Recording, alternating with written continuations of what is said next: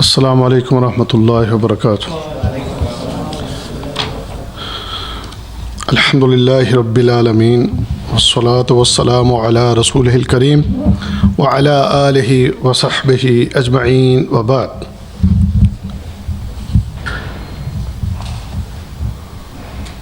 ہم نے پچھلی دفعہ سبق جو پڑھا تھا اس میں یہ 3 مسئلے بیان ہوئے تھے۔ اس کے بعد آگے اللہ تعالیٰ اپنی اطاعت و فرما برداری کی طرف اپنے بندوں کی رہنمائی فرمائے، تو ہمیں یہ بات اچھی طرح سمجھنی چاہیے کہ حنیفیت و ملت ابراہیمی یہ ہے کہ پورے اخلاص کے ساتھ صرف ایک اللہ کی عبادت کریں۔ اسی کام کا اللہ تعالیٰ نے تمام لوگوں کو حکم دیا ہے اور اسی غرض کے لیے انہیں پیدا فرمایا ہے، جیسے کہ سورۃ الذاریات آیت نمبر 56 وما خلقت الجن والانس الا لیعبدون۔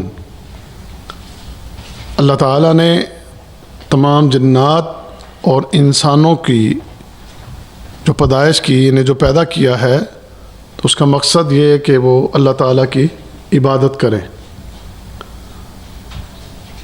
اور یعبدون اس کا جو معنی ہے وہ یہ ہے کہ اللہ تعالیٰ کی وحدانیت اور اس کی یکتائی کو دل و جان سے قبول کرو۔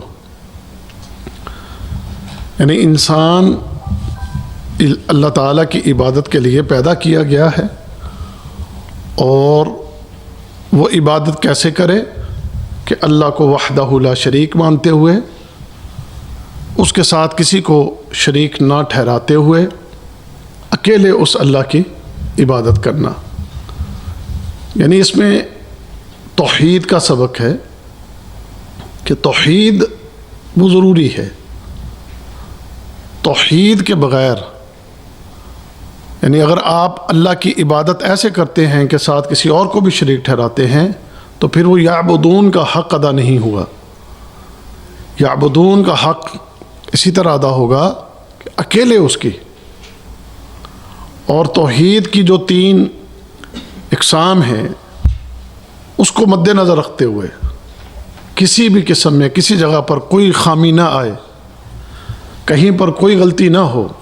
یعنی توحید کی 3 قسمیں ہیں: توحید الوہیت، ربوبیت اور اسماء و صفات۔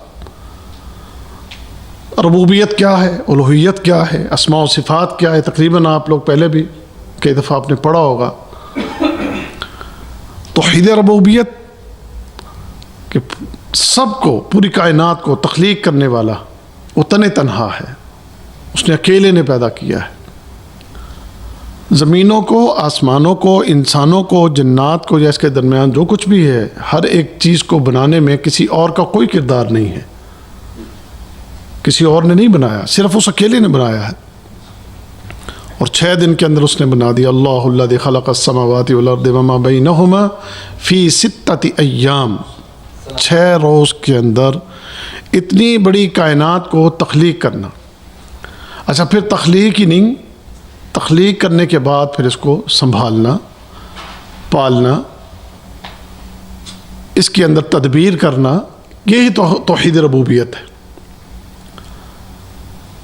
سمندروں کے اندر مخلوق ہے تو پیدا کس نے کیا؟ اللہ نے، اور انہیں پال کون رہا ہے؟ وہ بھی اللہ پال رہا ہے۔ جنگلوں کے اندر مخلوق ہے، پیدا اللہ نے کیا ہے اور اس کو پالنے والا اللہ ہے۔ تو پوری کائنات میں جہاں کہیں بھی کوئی مخلوق ہے تو اس مخلوق کو پیدا بھی اللہ نے کیا، اور اس کی حفاظت اور اس کی ضروریات کو پورا کرنا۔ وہ کون ہستی ہے؟ وہ ایک ہی ہستی ہے۔ تو جب وہ ایک ہی ہستی ہے تو پھر عبادت کے لائق بھی ایک ہی ہستی ہے۔ یہ نہیں کہ پھر اس کے ساتھ کسی کو ساتھ میں شریک آپ بنا لیں کہ جناب فلاں داتا ہے، فلاں گنج بخش ہے، فلاں حاجت روا ہے، تو پھر یہ کہاں ہے آپ کی توحید ربوبیت؟ توحید ربوبیت کا تقاضا یہ ہے کہ رزاق، رازق، حاجت روا، مشکل کشا، وہ صرف ایک اللہ کو سمجھو، جب پیدا اس نے کیا ہے، دے وہ رہا ہے، پال وہ رہا ہے، تو پھر کسی اور کو اس مقابلے پر لے آنا، اس کا مطلب ہے کہ پھر آپ کی توحید درست نہیں ہے۔ وعلیکم السلام۔ پھر شرک ہے، پھر توحید الوہیت ہے، وہی الہ ہے، معبود وہی ہے، عبادت ہوگی تو صرف اس کی، نماز پڑھیں گے اس کے لیے، عبادت کی جتنی اقسام ہیں وہ سب اس کے لیے۔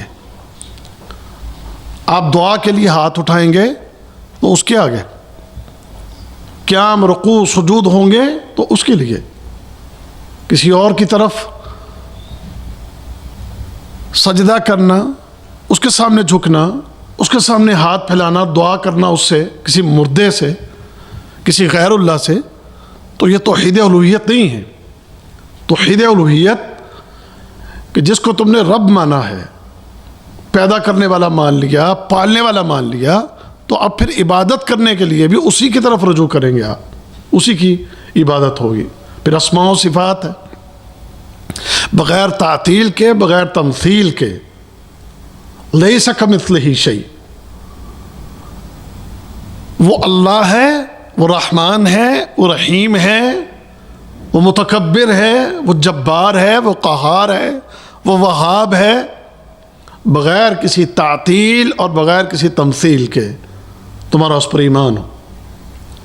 کائنات میں کوئی بھی قدوس نہیں ہو سکتا، وہی ہے۔ متکبر کوئی اور نہیں ہو سکتا، وہی ہے، اسی کے لائق ہے۔ تو جو اس کے اسماء و صفات، اس میں کسی اور کو ساتھ لا کر وہی مقام اور وہ مرتبہ کسی اور کو دینا، یا اس کی کوئی تمثیل کسی اور میں بیان کرنا کہ اس کی مثل کوئی اور بھی ہے، تو پھر یہ بات قابل قبول نہیں ہے، پھر یہ توحید نہیں ہے، اور یعبدون کا وہ حق پھر آپ ادا نہیں کر رہے۔ تو یعبدون، آپ کو پیدا کیا گیا ہے، یعبدون یہ مقصد ہے، اور وہ مقصد کیسے پورا ہوگا کہ توحید کی یہ تینوں قسمیں جو ہیں اس میں کہیں پر کوئی خامی اور کوتاہی اور غلطی نہ ہو، بالکل سٹریٹ جیسے شریعت نے آپ کی رہنمائی کی ہے اس کے مطابق ہو۔ اور پھر آگے جو ہے کہ وَاعْبُدُوا اللَّهَ وَلَا تُشْرِكُوا بِهِ شَيْئًا، اللہ تعالیٰ کی عبادت کرو اس طرح کہ لا تشرکوا بہ شیئا، اس کے ساتھ کسی کو شریک نہیں ٹھہرانا۔ اور یہ بات بار بار آئے گی کہ شرک ایک بہت بڑا گناہ ہے، ان الشرک لظلم عظیم۔ یعنی شرک اگر دیکھا جائے اس کائنات میں سب سے بڑا ظلم اور سب سے بڑا گناہ ہے، اس سے بڑا گناہ اور کوئی بھی نہیں۔ اللہ تعالیٰ کا اس کائنات میں سب سے بڑا حکم عقیدہ توحید کے حوالے سے، اور سب سے بڑی جو ممانعت ہے کسی چیز سے تو وہ شرک سے۔ شرک کے معاملے میں کہیں کوئی رعایت ہے ہی نہیں کہ اگر کوئی بندہ فوت ہو جاتا ہے اس حالت میں کہ وہ شرک کرتا تھا تو اس کے لیے بخشش نہیں ہے۔ ان اللہ لا یغفر ان یشرک بہ ویغفر ما دون ذلک لمن یشاء۔ تو یہ بڑا اہم ہے کہ عبادت اللہ کی اور اس کی عبادت کرتے ہوئے لا تشرکو۔ اور پھر وہ حدیث بھی چونکہ آپ سنتے رہتے ہیں، آتے رہتے ہیں دروس میں، اور پہلے بھی کئی دفعہ سنا ہے کہ انسان کو کاٹ دیا جائے، مار دیا جائے، جلا دیا جائے اس کو، لیکن شرک اس کی اجازت نہیں ہے، شرک نہ کرو۔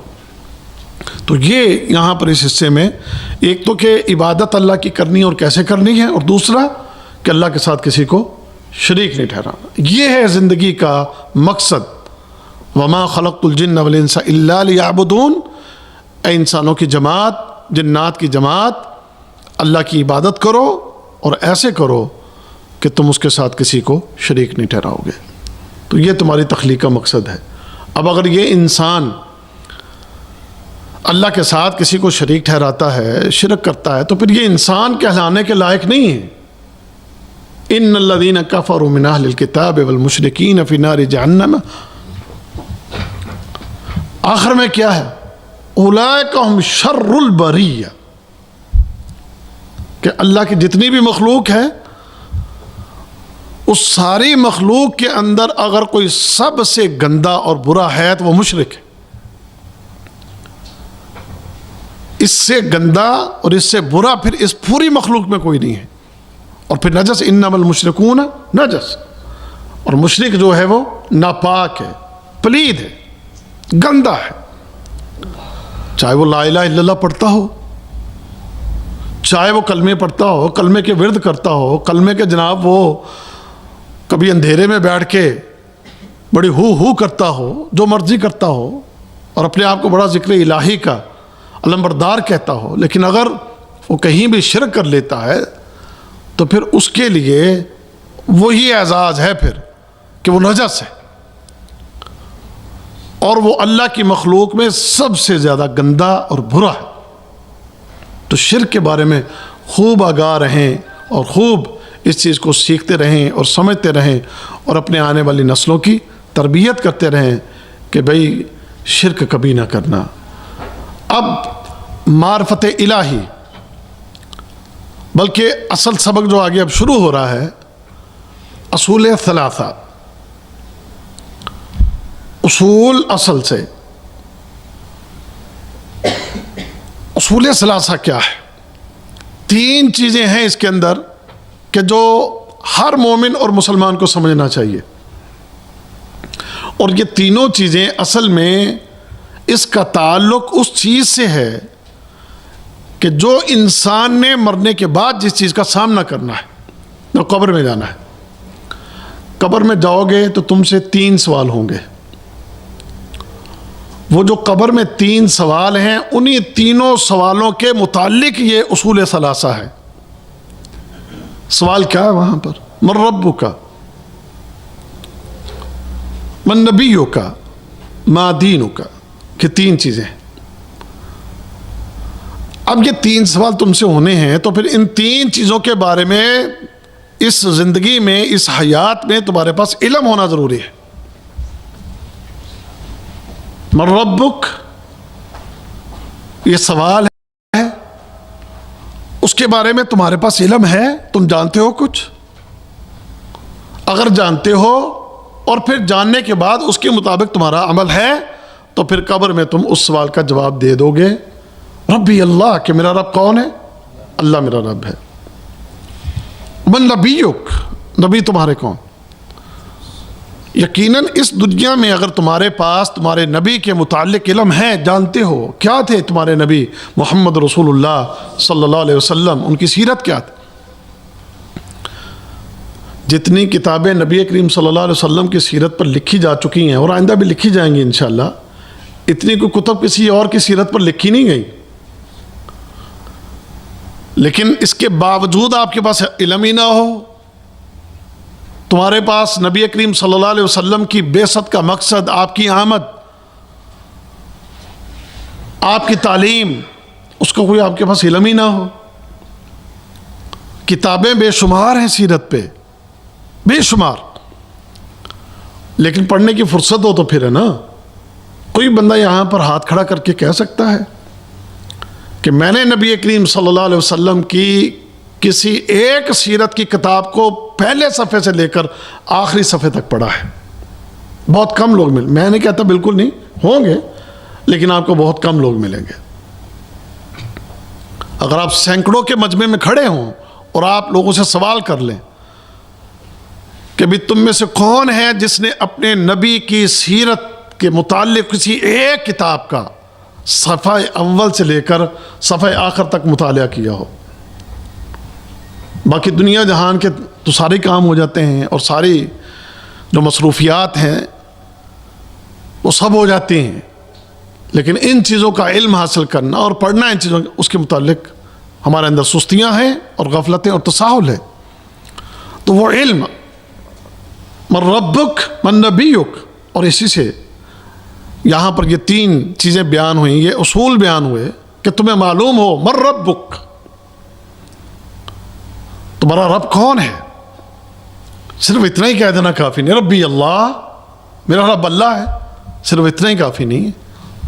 اس کے بارے میں قرآن حکیم نے، آپ قرآن حکیم اٹھا کر دیکھیں تو جگہ جگہ پر تو ہمارے رب کو جاننے کے لیے کئی نشانیاں بیان ہوئی ہیں. ابھی ایک ہی مقام سے میں پڑھوں گا، لیکن قرآن پورا شروع سے لے کر آخر تک آپ پڑھتے جائیں تو آپ کو رب کائنات کے متعلق تعارف ملے گا. اور رب کو پہچانو گے کیسے؟ نشانیوں سے. کسی نے دیکھا ہے اللہ؟ ہم سے پہلے کسی نے دیکھا ہے اپنے رب کو؟ کسی نے نہیں دیکھا. اس کو آج تک نہ کوئی دیکھ سکا ہے اور نہ ہی دیکھ سکتا ہے. لا تدرکہ الابصار. یہ آنکھیں اس کو نہیں دیکھ سکتی، یہ دنیا کی آنکھیں نہیں دیکھ سکتی. جو نبی کریم صلی اللہ علیہ وسلم کے بارے میں ایسے کہا جاتا ہے کہ اللہ کے نبی صلی اللہ علیہ وسلم نے اللہ تعالیٰ کو دیکھا ہے، تو اس کی نفی کی ہے ماں عائشہ رضی اللہ تعالیٰ عنہا نے، کہ جس کسی نے یہ کہا کہ نبی کریم صلی اللہ علیہ وسلم نے اللہ تعالیٰ کو دیکھا ہے تو اس نے اللہ کے نبی پر جھوٹ باندھا. اور یہ کون کہہ رہی ہیں؟ آپ کی بیوی، آپ کی زوجہ محترمہ. یہ اتنی عظیم بات اگر ہوئی ہوتی تو کیا اماں عائشہ کو اللہ کے نبی بتاتے نا کہ عائشہ میں نے اللہ رب العزت کو اپنی انہی آنکھوں سے دیکھا ہے. تو لہٰذا اور قرآن نے بھی یہ بات کہہ دی کہ لا تدرکہ الابصار، یہ آنکھیں اس کو نہیں دیکھ سکیں. موسیٰ علیہ السلام نے خواہش کی دیکھنے کی، دیکھ سکے؟ اپنے نور کی ایک تجلی اللہ رب العزت نے صرف اس کی جھلک دکھائی ہے تو موسیٰ علیہ السلام بے ہوش ہو کے گر گئے تھے. تو یہ دنیاوی آنکھ نہیں دیکھ سکتی. ہاں، مرنے کے بعد یہ انسان دیکھ سکے گا اپنے رب کو. وجوہ یومئذ ناظرہ الی ربہا ناظرہ، کہ اس دن چہرے، جنتی چہرے تر و تازہ ہوں گے اور یہ چہرے اپنے اللہ کو دیکھ رہے ہوں گے. لیکن اس سے پہلے دنیا میں کوئی اگر کہے کہ اس نے اللہ کو دیکھا ہے، اس نے اپنی ان آنکھوں سے دیکھا، تو یہ بات غلط ہے، جھوٹ ہے. جب انبیاء نے یہ دعویٰ نہیں کیا تو آج کے کوئی جعلی پیر، فقیر، ننگ دھڑنگ کچھ اس طرح کے لوگ دعوے کریں تو وہ بات بالکل جھوٹ ہے. اور انبیاء نے کبھی کسی نے دعویٰ نہیں کیا کہ ہم نے اپنی ان آنکھوں سے اللہ کو دیکھا ہو. اچھا، اب جب دیکھا نہیں ہے تو یؤمنون بالغیب، دیکھا نہیں ہے لیکن ہمارا ایمان ہے. اچھا، اب وہ ایمان کیسے ہے؟ کیسے آپ کا ایمان ہے؟ کیسے آپ نے مان لیا کہ بھی آپ کا کوئی رب ہے؟ ایک پہلی چیز وہ یہ ہے کہ اللہ رب العزت نے ہر انسان کی فطرت میں یہ بات رکھ دی ہے. کیونکہ جب عالم ارواح میں تھے تو تمام روحوں کو اللہ رب العزت نے اکٹھا کر کے الستو بربکم، کہ میں تمہارا رب نہیں ہوں؟ تو قالوا بلا، تو سب نے کیا کہا تھا؟ سب نے کہا تھا کیوں نہیں، اللہ تو ہمارا رب ہے. تو جو بھی بچہ دنیا میں آتا ہے اس کی فطرت میں یہ بات موجود ہوتی ہے.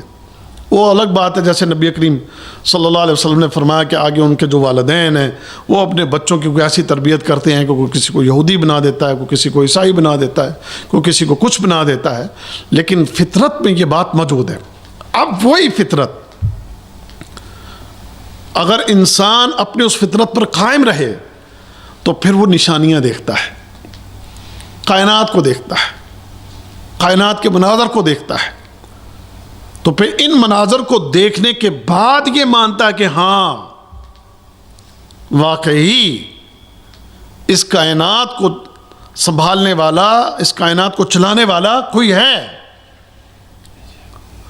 وہ لوگ جیسے دہریہ رب کائنات کا، اللہ کے وجود کا انکار کرتے ہیں، اللہ کے وجود کو نہیں مانتے.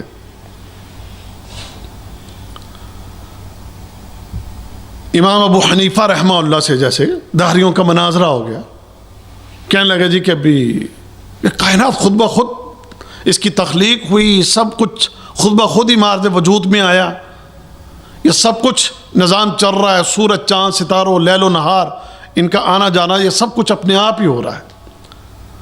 تو امام ابو حنیفہ رحمہ اللہ کہتے ہیں چپ کرو، مجھے ایک بات سوچنے دو. کیا سوچ رہے ہیں آپ؟ کہہ رہے ہیں میں یہ سوچ رہا ہوں ایک دریا یا سمندر میں ایک بہت بڑا جہاز ہے،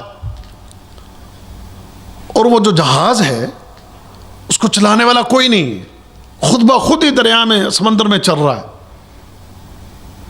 اس کو چلانے والا کوئی بھی نہیں ہے۔ تو دہریا بول اٹھے، کہنے لگے آپ کا دماغ ٹھیک ہے، آپ کیا کہہ رہے ہیں؟ ایسے سمندر میں، دریا میں یہ کشتیاں، یہ جہاز کیسے چل سکتے ہیں؟ تو پھر کیا جواب دیا امام ابو حنیفہ رحمہ اللہ نے؟ بیوقوفو، یہ بتاؤ اگر ایک کشتی نہیں چل سکتی بغیر چلانے والے، تو اتنی بڑی کائنات کیسے چل رہی ہے بغیر کسی کے چلائے؟ تو یقیناً اس کو چلانے والا کوئی ہے، یہ نشانی ہے۔ رات آ رہی ہے، رات جا رہی ہے، دن آ رہا ہے، دن جا رہا ہے، سردی آتی ہے چلی جاتی ہے، گرمی آتی ہے چلی جاتی ہے، سورج چاند ستارے آگے پیچھے آ رہے ہیں جا رہے ہیں۔ اور کبھی آپ نے دیکھا ہو کہ آج رات لیٹ ہو گئی ہے تھوڑی، رات کہیں 5:37 پہ رات شروع ہونی تھی، آج مغرب 5:37 پر ہے، 5:37 پر شروع ہونی تھی، آئی نہیں ابھی تک سورج چڑھا ہوا ہے۔ 5:40 ہو گئے ہیں، 6 بج گئے ہیں، 7 بج گئے ہیں، ابھی تک رات نہیں آئی، کہیں رک گئی ہے؟ کبھی ایسا ہوا؟ صبح 5:30 پر صبح ہو جاتی ہے، فجر کی اذان ہو جاتی ہے، اور 6:53 پر سورج نکل آتا ہے۔ 6 یہاں بریدہ کا بات کر رہا ہوں میں، 6:53 پہ سورج نکل آتا ہے،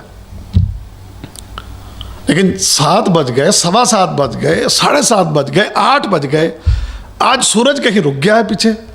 کبھی ایسا ہوا؟ کبھی زندگی میں کسی نے کہا ہو کہ آج سے 100 سال پہلے کبھی ایسا ہوا تھا، آج سے 1000 سال پہلے کبھی ایسا ہوا تھا؟ اتنا منظم اگر نظام چل رہا ہے تو اٹ مینز اسے کوئی چلانے والا ہے، اور جو چلا رہا ہے نا وہ کوئی بڑا ہی طاقتور ہے۔ جو چلا رہا ہے نا اٹ مینز کہ کوئی بہت بڑی پاور ہے۔ ہمیں نہیں پتا دنیا کب سے مارز وجود میں آئی، انسان کے دنیا میں آنے سے پہلے 50,000 سال پہلے اللہ تعالیٰ نے تقدیر لکھ دی تھی۔ کتنے سال پہلے؟ 50,000 سال پہلے، سمجھ گئے؟ تو یہ تو بات کہی نہیں جا سکتی نا کبھی اللہ کے بارے میں معاذ اللہ یہ سوچے کہ اس کی ابتدا کہاں سے ہے۔ هو الاول والآخر والظاہر والباطن، اس پر تو سوچنا بھی جائز نہیں ہے۔ پتہ نہیں کب سے اور کیسے یہ نظام چل رہے ہیں، لیکن کہیں کسی جگہ پر بھی اللہ کے بنائے ہوئے نظام میں کہیں پر آپ نے کو دیکھا ہو کہ اس کا نظام ڈسٹرب ہوا ہو؟ ہاں، اپنے فیصلے کے مطابق کبھی سورج کو گرہن لگا دے، چاند کو گرہن لگا دے، کبھی زمینوں پر زلزلے برپا کر دے، لیکن اس کا بنایا ہوا نظام کبھی ڈسٹرب نہیں ہوا۔ تو یہ نشانیاں ہیں جن نشانیوں سے معرفت الہی انسان کو حاصل ہوتی ہے۔ اور جیسے قرآن کے بہت سے حصے ہیں، جیسے میں نے یہ کچھ، آپ سورۃ الروم ہے اور اس کی آیت نمبر 20 سے آپ دیکھ لیں کہ نشانیاں ہیں جن نشانیوں سے آپ کو معرفت الہی حاصل ہوگی۔ ویسے میں نے جیسے عرض کیا کہ قرآن میں اور بھی بڑے مقام ہیں، لیکن اس ایک مقام سے میں آپ کے سامنے وَمِنْ آيَاتِهِ أَنْ خَلَقَكُم مِّن تُرَابٍ ثُمَّ إِذَا أَنْتُمْ تَنْتَشِرُونَ ثُمَّ إِذَا أَنْتُمْ بَشَرٌ تَنْتَشِرُونَ۔ اللہ کی نشانیوں میں سے کیا ہے کہ اس نے تمہیں کس چیز سے پیدا کیا ہے؟ تراب سے، منی کے قطرے سے پہلے مٹی ہے۔ آدم علیہ السلام کی تخلیق کس چیز سے؟ وہ مٹی ہے۔ پھر اسی مٹی کو اللہ رب العزت نے بشر کی شکل میں تبدیل کیا، پھر یہ بشر تنتشرون، پاکستان میں پھیل گئے، انڈیا میں پھیل گئے، چائنا میں پھیل گئے، پوری دنیا میں پھیل گئے، پوری کائنات کے اندر یہ دیکھتا ہوا، بولتا ہوا، سنتا ہوا، بھاگتا دوڑتا ہوا، پلاننگز کرتا ہوا، کام کرتا ہوا، یہ انسان بن گیا اور پوری دنیا میں پھیل گیا، کہیں آبادی کم کہیں زیادہ. یار ایک کمال تخلیق ہے، کمال تخلیق نہیں ہے. مٹی پھر منی پھر ایک جگہ پر اکٹھا ہوئی اور اسی بند کمرے میں ساری تخلیق ہو گئی.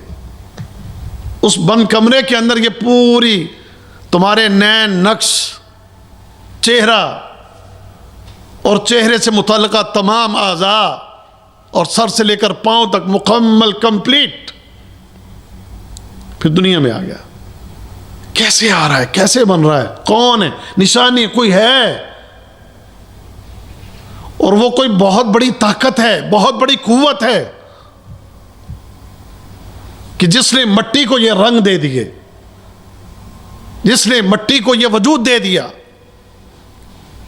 جس نے مٹی کو یہ شکل دے دی، جس نے مٹی کو اس وجود میں اتنے خوبصورت اور پیارے چہرے کے اندر بدل دیا. تو وہ کون ہے؟ یہ نشانی ہے. یقیناً جب تم رب کی معرفت حاصل کرو گے، واقعی بھائی واقعی بڑا ہے. کوئی اور اس پر قادر ہے؟ کوئی اور اس پر قادر ہے؟ کائنات میں کوئی یہ کام کر سکتا ہے؟ کوئی بھی نہیں. وہ صرف وہ اکیلے نے، اس نے کیا ہے. تو جب یہ انسان جان لے گا نا، یہ معرفت حاصل ہوگی نا اور اس کی ڈیپ میں جائے گا، تو پھر یہ انسان کبھی بھی اللہ کے ساتھ کسی کو شریک کبھی بھی نہیں ٹھہرائے گا. اب چونکہ معرفت نہیں ہے تو معرفت نہ ہونے کی وجہ سے پھر نہ جانے کہاں کہاں پر ڈبکیاں مارتا ہے. اور اتنے جاہل باز لوگ ہیں کہ اس معاملے میں کئی لوگ، آپ کافروں کی بات نہ کریں جو اپنے آپ کو مسلمان کہتے ہیں، آپ ان کی بات کریں. کئی لوگ ایسے ہیں جو کہتے ہیں جی فلاں بھی بیٹا دے دیتا ہے، فلاں بھی اولاد دے دیتا ہے، فلاں بھی یہ کر لیتا ہے، فلاں بھی یہ کر لیتا ہے. تو کوئی بھی نہیں کر سکتا. یہ کسی کے اختیار میں نہیں ہے، کسی کے بس میں نہیں، وہ صرف ایک اللہ کی ذات کے اختیار میں ہے. پھر اس کے بعد آگے دیکھیں، وَمِنْ آيَاتِهِ أَنْ خَلَقَ لَكُم مِّنْ أَنفُسِكُمْ أَزْوَاجًا. اس کی نشانیوں میں سے ایک مٹی وہی، پانی کے قطرے وہی، سمجھ گئے، لیکن وجود کے اعتبار سے تم مذکر اور وہ مؤنث، تم مرد اور وہ عورت. اور پھر اس پر اس کا کنٹرول کہ کس کو کیا دینا ہے، کیسے دینا ہے، پھر کس کے کیا کیا اعضاء ہیں، جسم کے کیا کیا حصے ہیں، وہ اسی ترتیب کے ساتھ. پھر بنایا کیوں وہ بھی آگے بیان کر دیا، لِتَسْكُنُوا إِلَيْهَا وَجَعَلَ بَيْنَكُمْ مَوَدَّةً. اس خالق کو پتا ہے کہ یہ مرد ہے، اس مرد کے اندر کچھ چیزیں ایسی رکھی ہیں تو اس کی طلب ہے، چاہت ہے، جس کے ذریعے اس کو سکون ملے گا. تو اس سکون کے لیے اللہ رب العزت نے اس کو پیدا کیا اور اس کو ایک خاوند کے لیے ذریعہ سکون بنا دیا. ایک خاوند کے لیے، ایک شوہر کے لیے اسے ذریعہ سکون بنا دیا.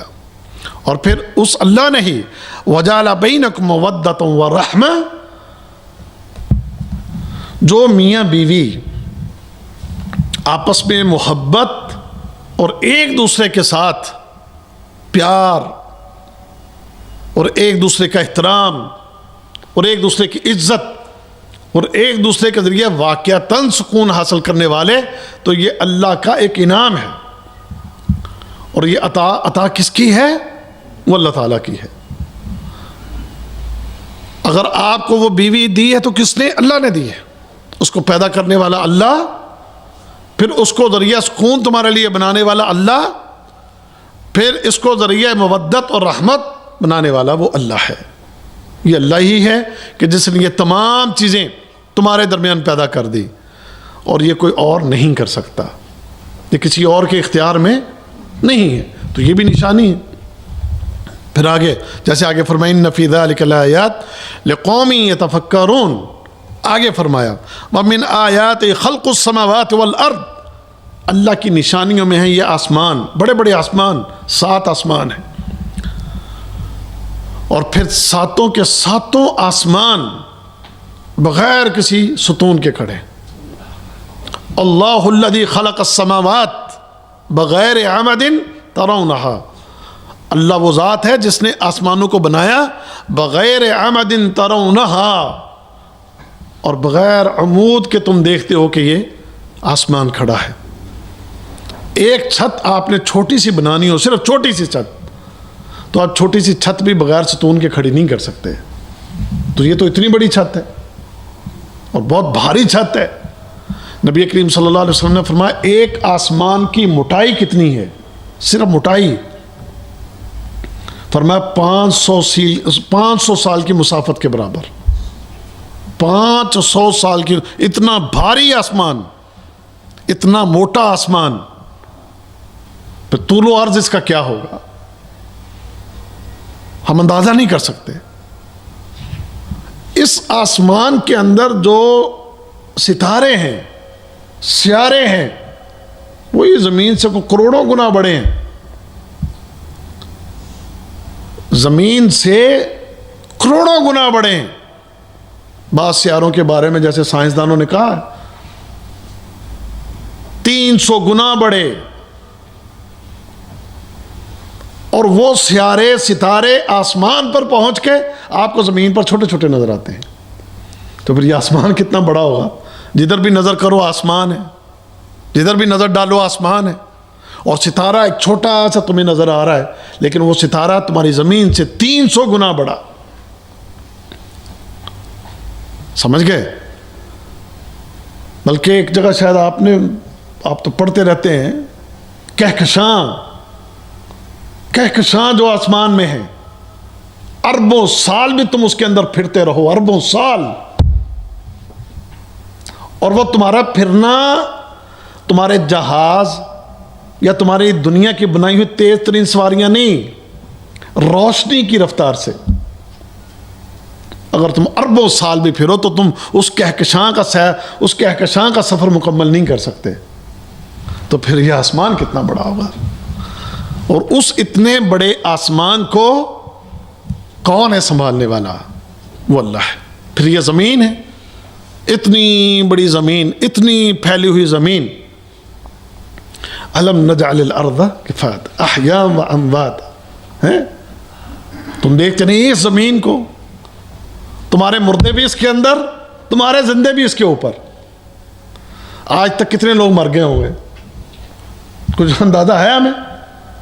سبحان اللہ، کیسی ترتیب ہے اللہ کی۔ اس زمین کے نیچے ہیں، سنبھال لیا اللہ نے وہاں پر زمین کے نیچے، اور تم اوپر۔ ابھی آپ مجھے یہ بتائیں، آپ بریدہ میں تو یہاں پر 2 یا 3 قبرستان ہیں، میرا خیال میں 2 ادھر ہیں کہ یہ ہے، تو اتنے بڑے بریدہ کے اندر اتنے ہی مردے تو نہیں ہیں جو قبرستان بنے ہوئے میں نظر آ رہے ہیں، نہ جانے اور کتنے قبرستان، لیکن وہ زمینوں کے نیچے گئے، ختم۔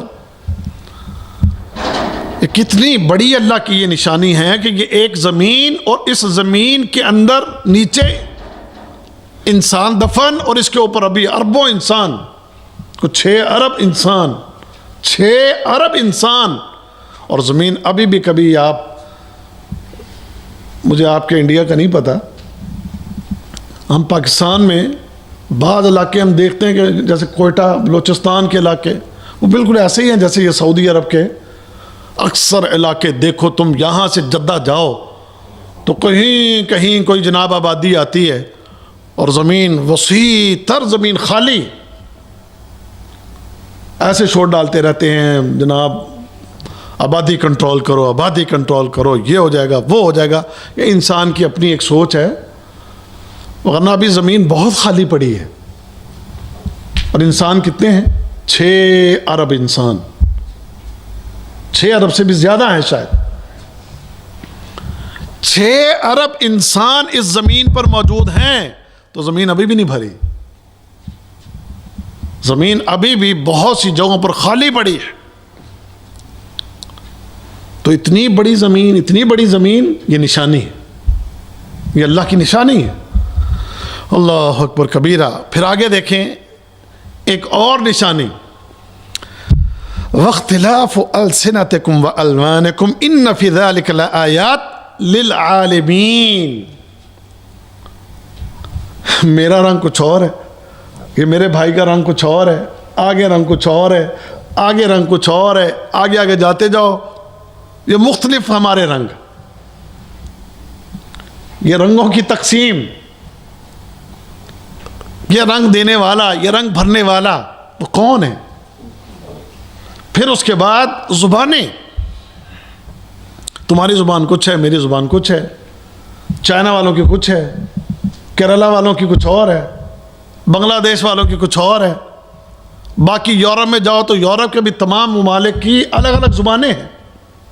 ایشیا میں آ جاؤ تو ایشیا کے ہر ملک میں زبانوں کا اختلاف ہے, ایک ہی ملک کے اندر رہتے ہوئے بھی زبانوں کا اختلاف ہے.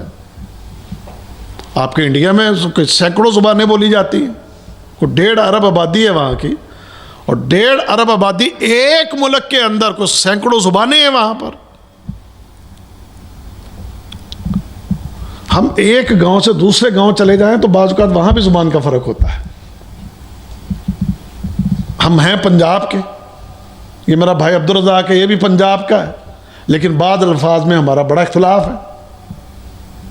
یہ تنویر بھائی ہیں, سرگودا دا رکھا نا ڈاڈا, خوشاب کا ہے پنجاب, یہ ملتان کے بیٹھے عبدالرحمان ہے پنجاب, نام پنجاب لیکن زبانوں کا اختلاف ہے. کچھ اور آگے چلے جاؤ تو ہمارے ڈیرہ غازی خان وہ بالکل ہی ہے, وہ بھی پنجاب لیکن زبان مختلف. تو یہ سب کیا ہے؟ یہ سب نشانیاں ہیں. جانوروں میں بھی آپ دیکھ لیں, جانوروں کی رنگ, نسل, ان کی زبانیں, اللہ اکبر کبیرہ. ان ساری زبانوں کو کائنات میں اگر کوئی جاننے والا ہے تو وہ صرف اللہ ہے, اس اللہ کے سوا کوئی نہیں, صرف وہ ایک اللہ. تو یہ بتاتی ہیں یہ چیزیں ہمیں کہ واقعی بھی کائنات میں, اس کائنات کو سنبھالنے والا کوئی ہے, اور ایسا ہے کہ وہ بڑا ہی طاقتور ہے, اور اس سے بڑھ کر طاقتور اس کائنات میں کوئی نہیں. اور جواب کیا ملے گا؟ وہ اللہ ہے. تو ان چیزوں سے معرفت حاصل ہوتی ہے, پھر ان چیزوں سے پتہ چلتا ہے بندے کو کہ واقعی بھی اللہ, اس کی پہچان, اس کی طاقت کی پہچان, اس کی قدرت کی پہچان, اس کی ذات کی پہچان. اللہ اکبر. ومن آیاتہ منامکم باللیل والنہار وابتغاؤکم من فضلہ ان فی ذلک لآیات لقوم یسمعون. اور یہ نشانیاں ہیں کن کن کے لیے, یہ بھی اللہ تعالیٰ ساتھ بیان کرتے آ رہے ہیں. جیسے پہلی آیت میں بیان ہوا, اللہ تعالیٰ نے فرمایا یتفکرون, دوسری میں آیا للعالمین, اور یہاں پر لقوم کون؟ یسمعون, اور جو توجہ کریں ان کے لیے یہ نشانیاں ہیں. تمہارا رات کو سونا, نیند آ جاتی, نیند دینے والا کون ہے؟ وہ اللہ ہے. پھر تمہیں نیند سے بیدار کرنے والا کون ہے؟ وہ اللہ ہے. اور بعض کو جس کو نہیں اس نے اٹھانا ہوتا تو وہ رات کو سویا ہوا سیدھا اللہ کے پاس پہنچ جاتا ہے, آنکھ کھلتی نہیں. تمہاری یہ نیند یہ بھی اللہ کی طرف سے ایک نشانی ہے, تمہارا اٹھنا یہ بھی اللہ کی طرف سے ہے. پھر یہ دن تمہارے لیے اس نے بنایا ہے, کس لیے بنایا؟ کہ تم اللہ کی اس زمین پر نکلو, اور نکل کے ان زمینوں سے یا اس زمین پہ پھیل کے اس کے فضل کو تلاش کرو. اس کا فضل کیا ہے؟ رزق. وہ رزق تمہیں دیتا ہے, پھر زمینوں سے دیتا ہے, آسمانوں سے نازل کرتا ہے, تمہارے لیے ذرائع اسباب پیدا کرتا ہے, پھر ان ذرائع اور اسباب کے ذریعے تم رزق حاصل کرتے ہو. تو یہ تمہارے لیے نشانیاں ہیں کہ وہ اللہ تعالیٰ. پھر آگے وَمِنْ آیَاتِ يُرِيكُمُ الْبَرْقَ خَوْفًا وَطَمَعًا وَيُنَزِّلُ مِنَ السَّمَاءِ مَاءً فَيُحْيِي بِهِ الْأَرْضَ بَعْدَ مَوْتِهَا إِنَّ فِي ذَلِكَ لَآيَاتٍ لِقَوْمٍ يَعْقِلُونَ. اگر عقل ہے تو ان کے لیے بھی یہ نشانیاں ہیں. کیا نشانی ہے؟ کہ تم دیکھتے ہو موسم خشک ہے, بارش نہیں ہو رہی, بارش نہ ہو تو پھر کھیتیاں سوکھ جائیں, پانی نہیں ہوگا تو کھیتیاں سوکھ جائیں تمہاری، پھر وہ تمہارے لیے بارش بھیجتا ہے، اور اس بارش میں جو بادل ہیں جو کردار ادا کرتے ہیں بارش کا، اس میں تمہارے لیے تم دیکھو بجلی کا چمکنا، جس میں خوف بھی ہے، اور ساتھ ہی اس کے اندر انسان کو یہ بھی ہوتا ہے کہ بھی یہ جو گرجنے والا بادل ہے جس میں یہ بجلی ہے، اس سے بارش بھی ہوگی، پھر ایک طمع بھی ہوتی ہے، ڈر بھی لگتا ہے، جب اس کی گرج خوفناک ہو تو پھر انسان کے اندر خوف بھی آتا ہے، اور ساتھ یہ طمع بھی ہوتی ہے کہ اللہ کرے یہ برسے، زمین پر بارش برسے گی تو یہ مردہ زمین یہ زندہ ہوگی، اور اس سے کھیتیاں اگیں گی، اور ہماری حاجات اور ہماری ضروریات پوری ہوں گی، جیسے آگے بیان کیا ہے، فرمایا یُنَزِّلُ مِنَ السَّمَاءِ مَاءً فَيُحْيِي بِهِ الْأَرْضَ بَعْدَ مَوْتِهَا، پھر اس بنجر زمین کو اللہ تعالیٰ آسمان سے بارش برسا کے اس کو زندہ کرتا ہے، مردہ زمین، وہ مردہ کیوں ہوئی؟ وہاں پر پانی کا انتظام نہیں، وہ بنجر ہو جاتی ہے، کوئی نہری نظام نہیں وہاں پر، تو وہاں پر پھر جب بارش برسے تو پھر اس کے برسنے کی وجہ سے وہ زمین اس قابل ہوتی ہے کہ وہاں سے کچھ اگے، تمہارے جانوروں کی خوراک، تمہاری خوراک وہاں سے اگتی ہے اور ضرورتیں پوری ہوتی ہیں۔ چیزیں اور بھی بہت سی ہیں، لیکن یہ چند ایک کہ یہ وہ چیزیں ہیں کہ جب انسان اس میں تدبر کرے، انسان کے پاس عقل ہو، انسان کے پاس علم ہو، انسان توجہ سے ان چیزوں کی طرف یعنی غور بھی کرے اور سنے بھی، تو پھر یہ جان لے گا کہ واقعی اللہ تعالیٰ اس کائنات کے نظام کو چلانے والا ہے، اور ساتھ ہی یہ بھی مان لے گا کہ بھئی اتنے بڑے بڑے کام کائنات میں کسی مخلوق کے بس کی بات نہیں ہے، کائنات میں کوئی اور یہ نہیں کر سکتا۔ اگر یہ اتنے بڑے بڑے امور جو ہمارے سامنے یہ چیزیں جو نظر آ رہی ہیں، تو یہ کوئی بہت بڑی ذات ہے، بہت بڑی طاقت ہے، وہ بہت بڑی قوت ہے، تو یہ پہچان ہو جاتی ہے، یہی معرفت الہی ہے۔ اچھا مجھے اب آپ یہ بتائیں کہ جب انسان کو یہ معرفت حاصل ہو جائے تو پھر یہ کبھی شرک کی طرف جائے گا؟ اس پر آپ کا ایمان، اس پر آپ کا یقین اور اسی پر آپ کا عمل، تو جب قبر میں جاؤ گے نا، تو جب یہ سوال ہوگا نا من ربک، تو پھر تم یہ جواب دے دو گے کہ میرا رب کون ہے؟ میرا رب اللہ ہے۔ اور اگر عقیدے کے اندر بگاڑ ہے، معرفت نہیں ہے، تمہیں پتہ ہی نہیں ہے، اور ہمارے مسلمانوں میں آپ کو پتہ ہے عقیدے کا بگاڑ کتنا ہے۔ ایک بات یہاں میں کرنے لگا ہوں، غور سے سنیے گا، کوئی بندہ نبی کریم صلی اللہ علیہ وسلم جیسا کسی دوسرے کو قرار دے دے تو یہ قوم آپ کی حالت کیا کرے گی؟ گستاخ رسول کا فتویٰ لگے گا؟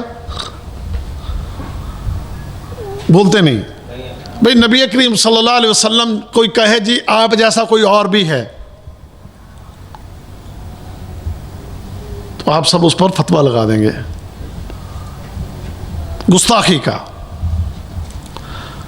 اور اس معاشرے میں لوگ اللہ جیسا پتنی کتنوں کو کہتے رہتے ہیں، اور کبھی ہمارے لوگوں کے اندر غیرت ایمانی جو ہے وہ بیدار نہیں ہوتی، سبب کہ معرفت الہی نہیں ہے، ہمارے اندر وہ معرفت ہے ہی نہیں، جانتے ہی نہیں ہیں۔ اور ہمارے لوگ تو ننگے بابوں کو، جنہیں اپنے جسم کے ڈھانکنے کا علم نہیں ہے، وہ کوئی جنتر منتر کر کے دکھا دیں، یا وہ کوئی ایسا عمل کر کے دکھا دیں کہ جو آپ کی عقل وہ اس کی سمجھ میں نہ آئے، تو ہم تو اس کو رب کے برابر یا رب جیسا قرار دے دیتے ہیں ہمارے لوگ۔ اور کوئی ہے ان کو پوچھنے والا یا ان پر کوئی فتویٰ لگانے والا کہ ظالموں اتنا بڑا ظلم کر رہے ہو، اتنا بڑا گناہ کر رہے ہو، اتنی بڑی گستاخی؟ جیسے میں نے رافضیوں کے بارے میں آپ کو بتایا تھا، رافضی مسلمانوں کی جتنے بھی فرقے ہیں، مسلمانوں کی جتنی بھی جماعتیں ہیں، ان میں اگر کوئی سب سے گندا اور برا اگر کوئی ہے تو یہ رافضی ہے۔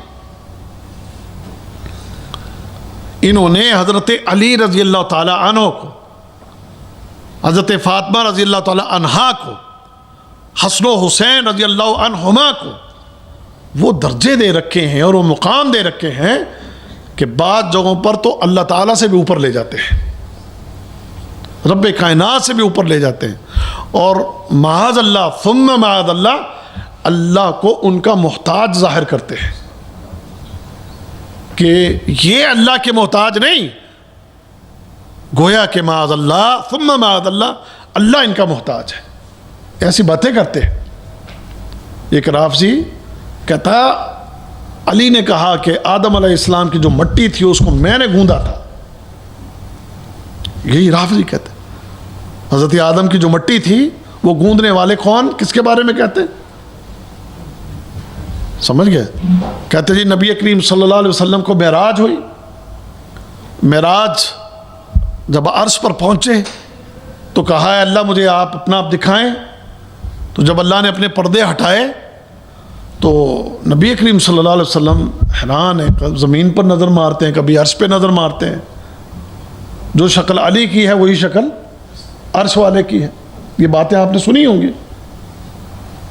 اتنی باتیں کر جاتے ہیں، کیوں؟ کیونکہ وہ معرفت نہیں ہے۔ کسی نے ان کے بارے میں، ان کے اپنے گروہ کے ان کے گروہ میں بھی بہت سے حصے ہیں، ان کے گروہ کے ایک حصے کے ایک عالم نے یہ بات کہی، کہتے جی ہمیں اپنے ان لوگوں کی سمجھ نہیں آتی، ایک طرف حسن و حسین رضی اللہ تعالی عنہما کو خدا سے بھی بڑا کر دیتے ہیں، جب فضائل بیان کریں تو حسن و حسین رضی اللہ عنہما کو اللہ سے بھی اوپر لے جاتے ہیں، اور جب مظلومیت بیان کرتے ہیں تو پھر حسن و حسین رضی اللہ تعالی عنہما کو اس زمین پر سب سے بڑا مظلوم بھی قرار دے دیتے ہیں۔ عجیب خدائی طاقت ہے، جس کے پاس خدائی طاقت ہو وہ مظلوم ہو سکتا ہے، وہ بے بس ہو سکتا ہے، سمجھ گئے؟ ہمارا اللہ بے بس نہیں ہے، وہ جو چاہے کرے، فعال لما یرید۔ پوری کائنات اس نے 6 دنوں کے اندر بنائی ہے، ویسے وہ چاہتا تو کلمہ کن سے بھی بنا سکتا تھا، ایک بس حکم دے دیتا ہے زمین پھیل، آسمانوں کھڑے ہو جاؤ، پہاڑوں کھڑے ہو جاؤ، سمندروں دریاؤ بہہ پڑو، بس ایک حکم دیتا تو پوری کائنات ایک لمحے کے اندر مارج وجود میں آ جاتی۔ لیکن اس نے ایک طریقے سے، ایک سلیقے سے، اور یہ ایک اللہ کی طرف سے حکمت، دانائی اس کے طور پر، اور اس میں حکمت و دانائی کو اختیار کرنے کا ایک سبق آپ دیکھیں نا، جب وہ قیامت لائے گا تو کیا ہوگا؟ ایک لمحے کے اندر تمہاری پوری کی پوری زمین، پورا کائنات کا نظام، وہ سارے کا سارا ختم۔ اچھا پھر جب اس نے اٹھانا ہے سب کو، دیر لگے گی یا اٹھانے میں ٹائم لگے گا؟ ابھی جناب ایسے کرو، موسیٰ علیہ السلام کی امت کو اٹھاؤ، پہلے نوح علیہ السلام کی امت کو اٹھاؤ، پھر موسیٰ کی، پھر عیسیٰ کی، پھر محمد کریم صلی اللہ علیہ وسلم ان کی امت کو اٹھاؤ، پہلے صحابہ کو اٹھاؤ، پہلے مدینے والوں کو، پھر مکے والوں کو، پھر جناب وہ بس حکم آئے گا تو سارے اٹھ کر سب کے سب فَإِذَا هُمْ بِالسَّاهِرَةِ، سب کے سب ایک میدان میں اللہ کے سامنے حاضر۔ تو اللہ اس چیز پر قادر ہے، یہ طاقت اور قوت اور یہ نشانیاں کہ ظاہر کرتی ہیں، اور اس سے پتہ چلتا ہے معرفت الہی، اس خالق کے بارے میں علم حاصل ہوتا ہے۔ اور جب یہ ہیبت انسان کے دل میں آ جائے، عقیدہ بھی مضبوط ہو جاتا ہے، ایمان بھی مضبوط ہو جاتا ہے، اور عمل بھی بہترین ہو جاتا ہے، سمجھ گئے؟ اور یہ نہ ہو تو پھر یہ انسان گرتا پڑتا، بے وقوفیاں اور حماقتیں کرتا، کفر میں، شرک میں، بے ایمانیوں میں، نہ جانے کہاں کہاں پھر یہ انسان جو ہے وہ اپنے آپ کو تباہ اور برباد کرتا رہتا ہے۔ تو یہ پہلا اصول اللہ تعالیٰ کی معرفت اور اس میں سبق میں اور بھی نشانیاں بیان ہوئی ہیں، جیسے وَمِنْ آیَاتِ اللَّيْلِ وَالنَّهَارِ وَالشَّمْسُ وَالْقَمَرُ لَا تَسْجُدُوا لِلشَّمْسِ وَلَا لِلْقَمَرِ وَاسْجُدُوا لِلَّهِ الَّذِي خَلَقَهُنَّ إِن كُنتُمْ إِيَّاهُ تَعْبُدُونَ۔ اللہ تعالیٰ کی نشانیوں میں سے ہے یہ رات اور دن اور سورج اور چاند۔ سورج اور چاند کو سجدہ نہ کرو بلکہ اللہ کو سجدہ کرو جس نے انہیں پیدا کیا، اگر فی الواقع تم اسی کی عبادت کرنے والے ہو۔ تو یعنی یہ نشانیاں، دن رات، سورج چاند ستارے، یہ سب نشانیاں ہمیں بتاتی ہیں۔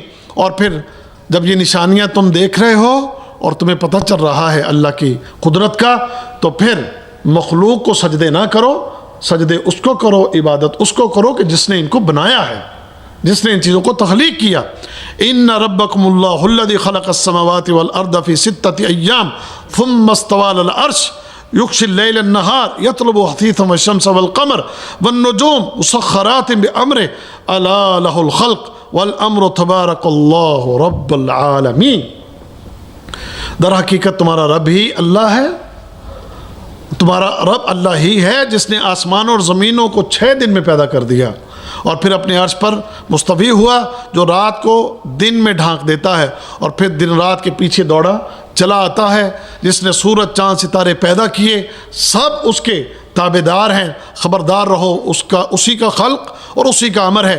بڑا بابرکت ہے اللہ، سارے جہانوں کا مالک اور پروردگار۔ تو یہ ساری چیزیں جیسے میں نے پیچھے تفصیل بیان کر دی ہے، تو انسان اگر اس میں تدبر کرے اور غور کرے تو اللہ تعالیٰ کی طاقت اور قدرت اور اس کا پوری کائنات کے اوپر کنٹرول، وہ ساری چیزیں واضح ہوتی ہیں۔ اگلی آیت میں یا ایھا الناس، اے لوگو، جب تمہیں یہ پتہ چل گیا، یہ نشانیاں تم نے دیکھ لی، تو پھر اس کا حق تم پر کیا ہے؟ یا ایھا الناس اعبدوا، اے لوگو تم عبادت کرو، کس کی؟ ربکم، اپنے رب کی، الذی خلقکم والذین من قبلکم، اس کی کہ جس نے تمہیں تخلیق کیا اور جو تم سے پہلے تھے، لعلکم تتقون، تاکہ تم جو ہو بچ جاؤ۔ الذی جعل لکم الارض فراشا والسماء بناء وانزل من السماء ماء فأخرج به من الثمرات رزقا لكم فلا تجعلوا لله اندادا وانتم تعلمون۔ اب جب یہ تمہیں چیزیں واضح ہو گئیں، تم نے یہ نشانیاں دیکھ لیں، تمہیں اللہ کی ذات کا یہ اس کے بارے میں یہ معرفت تمہیں حاصل ہو گئی، تو پھر عبادت اس کی کرو اور اس کے ساتھ کسی کو شریک مت ٹھہراؤ۔ یہ مت کہو کہ فلاں یہ کر سکتا ہے، فلاں یہ کر سکتا۔ جیسے میں نے شروع میں عرض کیا کہ تینوں توحید کی قسمیں، وہ تینوں ذہن میں رہیں۔ رب وہ ہے، کوئی اور نہیں ہے۔ تمہیں پیدا کرنے والا وہ ہے، کوئی اور نہیں ہے۔ پیدا کرنے کے بعد روزیاں پہنچانے والا تمہیں وہ ہے، زمینوں سے کھیتیاں اگاتا ہے۔ پھر تمہاری کھیتیوں کے لیے جس چیز کی ضرورت ہے، تمہیں چاند کی ضرورت تھی اس نے بھیج دیا، تمہیں سورج کی ضرورت تھی اس نے بھیج دیا، گرمی کی ضرورت تھی بھیج دیا، سردی کی ضرورت تھی سردی بھیج دی، اور جب موسموں کے یہ تغیر و تبدل کی تمہیں ضرورت تھی، یہ سارے بندوبست وہی کر رہا ہے۔ کون ہے جو تمہارے لیے تمہاری رات کو دن میں بدل دے یا دن کو رات میں بدل دے؟